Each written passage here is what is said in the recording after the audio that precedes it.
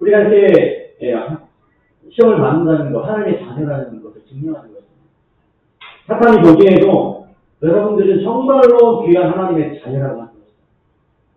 만약에 여러분들이 하나님의 자녀가 아니라면 사탄이 쥐고 흔들 이유가 전혀 없는 거예요.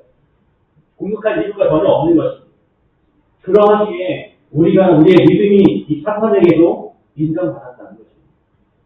그러하기에 우리가 시험을 만나거든 기뻐해야 하는 것입니다. 우리가 흔히 생각할 때 신앙을 하면, 믿음 생활을 하면, 교회에 다니면 모든 것이 다 잘 되고 완전 형통할 거라고 생각을 하죠. 그러나 사실상 성경을 보면 이와 정반대입니다. 예수님의 제자들이 만사 형통했나요? 침례 요한이 만사 형통했습니까? 침례 요한과 예수님의 제자들은 세상적인 견해로 볼 때, 세상적인 관점으로 볼 때 완전히 실패한 사람들입니다. 철저히 실패한 사람들이었어요. 예수님 믿다가 폐가 망신하고 재산 다 잃고 심지어 죽임까지 당했습니다. 그러나 그들에게 있어서 예수 그리스도께서 나타나실 때에 칭찬과 영광과 존귀를 얻을 것이기 때문에 이 신앙의 관점으로 그들은 완전히 승부한 사람이었습니다. 예수님의 그 제자들의 삶은, 오늘 우리 그리스도인들의 삶은 언제든지 사단의 시험에 노출되어 있는 그런 삶입니다. 그렇기 때문에 우리에게 있어서 많은 시험과 혼란과 어려움들이 많이 있겠지만 그 시험들이 우리로 하여금 우리를 더 단단하게, 더 가치 있게 연단하여 지게 될 것입니다. 그래야 예수님께서 나타나실 때 그리고 칭찬과 영광과 존귀를 우리 얻게 되는 것입니다. 그럼 이게 무슨 한자인가요? 참을인자. 이 참을인자는 마음심자 위에 무슨 자가 있어요? 칼날인자가 있는 것이 참을입니다. 칼로 마음을 베는 것처럼 아프더라도 참으라는 거죠. 칼로 마음을 베는 게 얼마나, 칼로 이 살을 베는 거 참 아프죠? 이 마음을 벤다고 하면 얼마나 아픈 것이겠습니까? 그러나 그것을 참는 게 인내할 때 그 일자라고 하는 것입니다. 여러분, 물은 몇 도에 끓나요? 100도에 끓어요. 99도까지 올라가도 물을 끓지 않습니다. 99도와 100도, 1도 차이지만 1도만 더 올라가면 물이 끓는 것입니다. 100도가 될 때까지, 예수님이 오실 때까지 참고 인내해야 하는 것입니다. 혹시 증기기관차가 증기로 간 이 기관차가 그 증기가 몇 도일 때 그 거대한 무거운 그 기관차가 움직이는지 아십니까? 212도에 움직입니다. 211도만 돼도 움직이지 않는다고 합니다. 그러나 1도, 그 1도의 차이, 212도가 되면 이 거대한 무거운 증기 기관차가 움직입니다. 오늘 우리는 오래 참되 인내하되 언제까지 참아야 합니까? 끝까지 예수님의 재림의 때까지 참아야 하는 것입니다. 그리고 우리가 환난 중에도 즐거워할 수 있는 것은 이 환난이 우리로 하여금 인내를 만들어내고, 또 그 인내는 우리로 하여금 연단을 만들어내고, 그 연단이 소망, 이 재림의 소망을 이루게 되기 때문입니다. 오늘 우리가 환난과 인내와 소망에 대해서 다시 한번 이 하나님의 말씀을 통해서 살펴보려고 하는데요. 우리에게 있어서 아주 좋은 인내의 교훈을 가르쳐주는 출애굽기 17장의 말씀이 있습니다. 이제 이스라엘 민족들이 홍해 바다를 건넜어요. 출애굽을 해서 드디어 애굽을 탈출해서 그 바다를 건너서 광야로 나왔습니다. 그리고 애굽 땅, 이 가나안 땅을 향하여 가고 있습니다.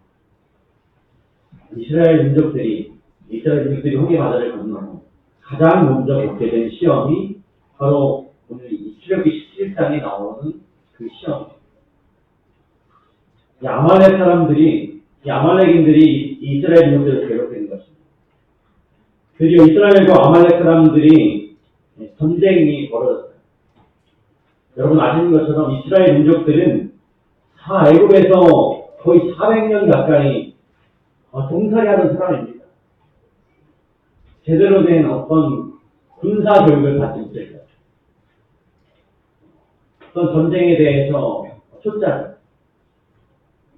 제대로 된 무기조차도 그들에게 없었습니다. 반면에 아말렉인들은 전사였어요. 근데 그들과 전쟁이 발생한 것이 이스라엘 민족과 더불어 이제 어떻게 해야 할까요? 이 이스라엘 백성들. 모세가 이 전쟁의 총사령관이었습니다. 이 작전 계획을 세워야겠죠? 그리고 군대 장관들을 임명하고 그들이 가지고 있는 것 중에 무기를 좀 찾아서 무기될 만한 것들을 찾아서 그 무기를 준비해야 합니다. 삽이라든지 곡괭이라든지 그런 것들을 찾아서.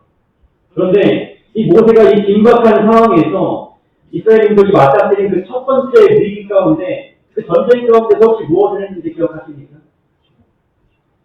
이 아말렉과의 전쟁에서 가장 유명한 스토리, 모세가 산으로 올라갑니다. 그리고 이렇게 손을 들었어요. 그리고 기도했습니다. 그런데 신기하고 놀라운 것, 그것은 모세가 손을 들면 이스라엘 민족들이 이기고 손을 내리면 밀리는 것입니다. 무기도 없었던 이스라엘 민족들이 이기고 손이 내려오면 져요. 그래서 밤이 새도록 해가 지도록 모세가 인내하면서 손을 들고 기도합니다.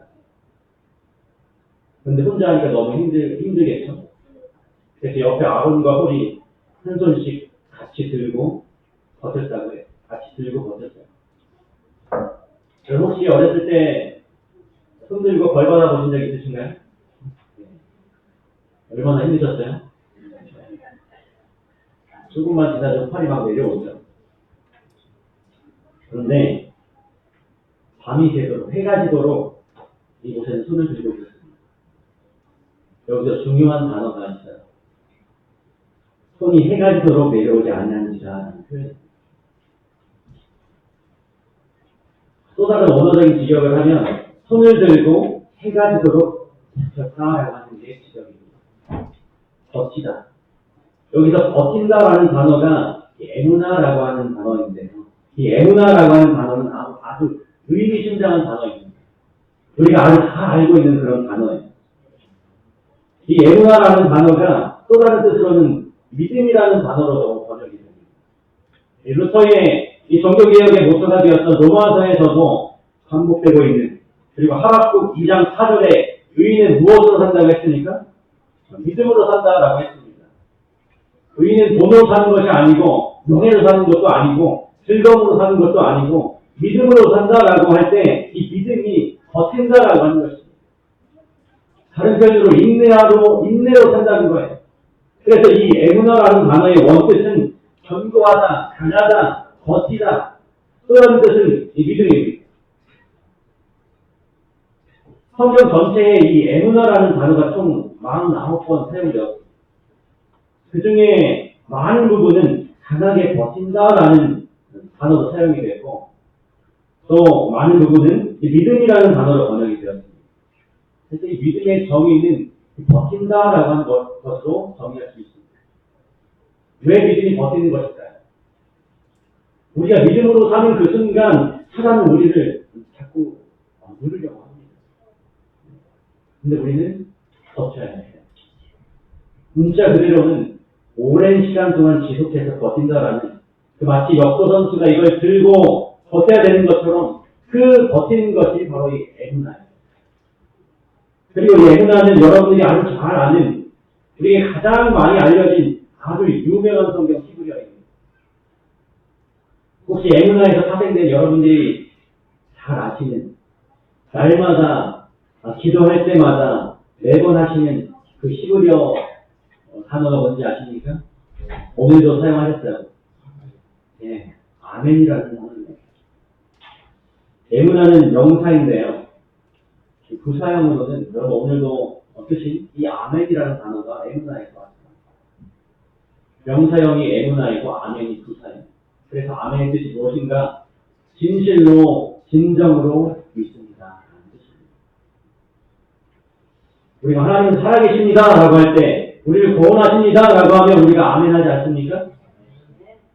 또 다른 말로는 하나님께서 우리를 구원해 주시기까지 우리가 버티겠습니다라는 표현이 될 수 있어요. 이 아멘이라고 하는 거죠. 그래서 이 믿음의 삶은, 이 신앙의 삶은 아멘하면서 버티는 삶이에요. 인내하는 삶입니다. 우리가 그리스도인으로 살아가는 그 순간부터 사단은 우리를 흔들려고 해요. 그럴 때 우리는 모세가 그렇게 했던 것처럼 기도하며 버텨야 하는 것입니다. 그래서 요한계시록에서도 마지막 때에 끝까지 하나님의 편에 남아서 진실하게 믿음을 지킨 사람들에 대해서 이렇게 표현합니다. 계시록 14장에서 그 유명한 짐승의 표에 대한 이야기가 나오죠. 사람들이 짐승과 그의 우상에게 경배하고 이름의 표를 받을 것입니다. 그리고 누구든지 그 사람들은 밤낮 힘을 얻지 못합니다. 그리고 그와 반대되는 사람들이 있어요. 한 무리는 짐승의 표를 받은 사람들이고요. 다른 한 사람들은 뭐라고 표현합니까? 성도의 인내가 있는 사람입니다. 그 사람들은 하나님의 계명과 예수의 계명을 지키는, 예수의 믿음을 지키는 그런 자들입니다. 한편은 우상에게 경배하고 사단에게 수고하는 자들입니다. 또 다른 한편은 인내하는 이들이에요. 애문화하는 이들입니다. 버티는 이들이에요. 믿음 안에서 살아가는 우리를 끝까지 흔들려고 할 것입니다. 매매를 금지시키고 짐승의 뼈를 강요하고 우상에게 절하라고 우상을 섬기라고 사단을 숭배하라고 강요하며 우리를 흔들려고 할 거예요. 그러나 그럼에도 불구하고 끝까지 버티는 이들이 누구입니까? 남은 무리들이고 하나님의 백성들인 것입니다. 이들을 하나님께서는 뭐라고 부르십니까? 성도라고 부르십니다. 믿음 안에서 버티는 자들이 성도예요. 예수의 계명과 믿음을 가지고 버티는 그런 사람들입니다. 마태복음에서도 우리에게 이렇게 표현합니다. 그때에 그 마지막 때에 사람들이 우리를 하나님의 백성들을 환난에 넘겨줄 것입니다. 그리고 심지어는 죽일 거예요. 너희가 내 이름을 위하여 모든 민족에게 그리스도인들이 하나님의 백성들이 미움을 받을 것입니다. 여러분 사실 지금 오늘 우리들이 사는 이 세상에서도 그리스도인들이 많은 미움을 받고 있습니다. 여러 가지 이유로 인해서 더 많은 미움을 받게 돼요. 그때 많은 사람들이 이 시험에 빠질 것입니다. 그리고 시련을 받게 될 거예요. 서로 고발하고 서로 잡고 서로 미워할 것입니다. 그러나 우리가 어떻게 해야 합니까? 견디는 이들은 어떤 이들입니까? 끝까지 애무라하면서 아멘하면서 끝까지 인내하며 견디는 이들이 구원을 받게 되는 것입니다. 성도의 삶은 이 아멘하는 삶입니다. 견디는 삶이에요. 그럴 때 끝까지 견디는 자들이 구원을 받게 된 것입니다. 아멘. 올림픽 수영 종목에 금메달을 따는 미국 선수가 다이빙 선수였는데요. 가임대에서 뭐하고 중얼중얼하는 게 카메라에 잡혔어요. 그래서 끝나고 인터뷰를 했는데 뭐라고 이렇게 중얼중얼했냐고 물었더니 빌립보서 4장 13절을 외운 거라고 그렇게 이야기했습니다. 이 말씀은 모든 이들에게 있어서 아주 희망이 되고 도움이 되는 성경절이죠. 빌립보서 4장 13절에서 이야기하는 이 말은 우리에게 있어서 하나님의 백성으로 살 때는 많은 시험과 환난과 어려움과 역경들이 있을 것이지만 그럼에도 불구하고 하나님께서 우리에게 그 모든 능력을 감내하고 이겨낼 수 있는 그 모든 시험들을 이겨낼 수 있는 능력을 주시기 때문에 우리가 이 모든 것을 극복할 수 있다라는 것입니다. 여러분 한번 같이 읽어보실까요? 시작! 내게 능력 주신 자 안에서 우리가 모든 것을 할 수 있습니다. 우리가 마지막 때에 많은 환난들, 시험들을 겪을 것입니다. 우리에게 하나님의 능력 주실 때에 우리가 이겨낼 수 있을 것입니다. 3년 동안 정말 깊은 우울증으로 고생하던 한 청년이 있었어요. 아주 지독하게 가난했습니다. 한때는 리어카를 끌고 다니면서 사과도 팔았고, 산동네 편의집을 돌아다니면서 양말을 팔기도 했습니다. 그랬던 그에게 아주 소박한 꿈이 하나 생겼어요. 평소에 그림을 그리는 것을 참 좋아했기 때문에 화가가 되기로 결심하고 그림을 개표했습니다. 그리고 공원과 이 도서관 앞에서 이 판자에다가 자기가 그린 그림들을 좀 팔았는데 아무도 그 그림을 사주는 사람이 없었어요. 그러나 그럼에도 불구하고 그는 낙심하지 않았어요. 그림은 이제 좀 안 되겠다 싶어서 또 그림 다음으로 좋아했던 것이 글 쓰는 것이었어요. 그래서 글을 쓰기 시작했어요. 쓰기를 시작하면서 학원에서 학생들을 가르치면서 7년 동안 글을 썼어요. 하나님께 그러면 기도를 했습니다. 만약에 내 책이 출간이 되면 이 수익금의 절반은 가난한 이웃들에게 사용하겠다라고 하나님께 기도하면서 그 글 쓰는 것을 멈추지 않았어요. 그래서 간절히 기도하고 기도했습니다. 그리고 그 긴 원고 뭉치들을 들고서 이 출판사 저 출판사 돌아다니면서 좀 출판하게 해달라고 돌아다녔지만 그 글들을 출간해주는 출판사가 없었습니다. 5번이나 저들을 다녔어요. 그리고 그 후에 인터뷰에서 이야기하기를 그가 낙심하지 않을 수 있었던 유일한 이유는 그는 하나님을 믿기 때문이었다라고 단지했습니다. 그리고 6번째 찾아간 출판사에서 드디어 그 글을 출간해 주기로 결정합니다. 그리고 그 책이 출간되고 그 책이 한동안 아주 큰 화제가 되었던 책인데요. 베스트셀러가 되었던 연산길이라는 책입니다. 그 연산길이라는 책에 자신이 직접 그린 그림 31컷이 실렸어요. 졸지에 그는 베스트셀러 작가가 되었고 그 이후로도 계속 책들을 출간하는데 출간하는 책들마다 베스트셀러가 되었습니다. 그가 출간한 곰보빵이라고 하는 책에는 제목이 참 정감이 있죠. 연산길 곰보빵. 이 곰보빵의 책에 보면 이런 글이 있습니다. 기름때 찌른 작업복을 입고 있을 때 나는 프란츠 카프카를 입고 있었습니다. 아무도 사가지 않는 그림 옆에 서서 고개를 들 수 없을 때에도 나는 알베르 까미를 읽고 있었습니다. 도스토옙스키와 말라르네, 스타니슬라바스키와 헤르만 헤세가 있어서 절망하지 않았다고 합니다. 그러면서 그의 맨 마지막 문장에 그 무엇보다도 우리 하나님이 계셨기 때문에 그럼에도 불구하고 그런 많은 그 절망 속에서도 불구하고 그 어려움에도 불구하고 절망하지 않았다라고 이 사람은 이야기하고 있습니다. 그래서 그 마지막 절에 성경절로 이 곰보빵 그 책을 마무리 짓는데 선을 행하나 낙심하지 말지니 포기하지 아니하면 때가 이를 때에 거둘 것이다 라고 하는 성경절의 말씀을 인용하는 그에서 마칩니다. 선을 행하다 낙심하지 말지니 포기하지 아니하면 때가 이를 때에 거둘 것이다. 그는 하나님을 바라보고 희망을 가지고 있었어요. 소망을 가지고 있었습니다. 그 때가 올 것이다. 정말로 힘든 과정, 힘든 시간을 견디고 버텼을 때 그에게 때가 왔고 그 책들이 출간되고 베스트셀러 작가가 되고 성공할 수 있는 그 때가 일어왔다고 합니다. 그리고 우리의 삶 가운데서 사람이 우리를 끊임없이 흔들고 사람이 우리로 하여금 끊임없이 어려움을 겪게 하겠죠.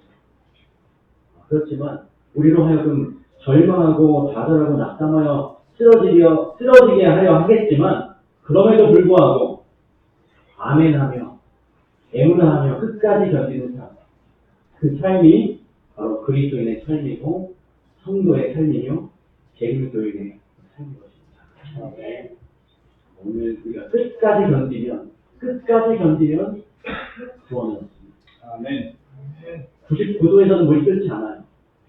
1도 가서 올라가야만 그 100도에서 물이 끓습니다. 211도에서 그 거대한 증기 기관차가 움직이지 않습니다. 1도가 더 올라가야만 그 무거운 증기 기관차는 이제 비로소 움직이기 시작합니다. 끝까지 예수 그리스도의 재림의 날까지 견디게 되시는 우리 모든 성도님들이 되시길 바랍니다. 그 1도가 올라가는 것이 참 어려울 때가 있습니다. 고비가 있습니다. 그러나 그 고비 너머에 분명 우리에게 이르러오는 하나님의 섭리와 계획과 영생의 그 구원의 기쁨이 있다라는 하는 사실. 그것을 꼭 기억하시고 끝까지 좌절하지 않고 끝까지 견디시는, 끝까지 버티는 그런 믿음이 오늘 우리 모든 성도님들의 믿음이 되길 간절히 바라면서 말씀을 마치도록 하겠습니다. 아멘.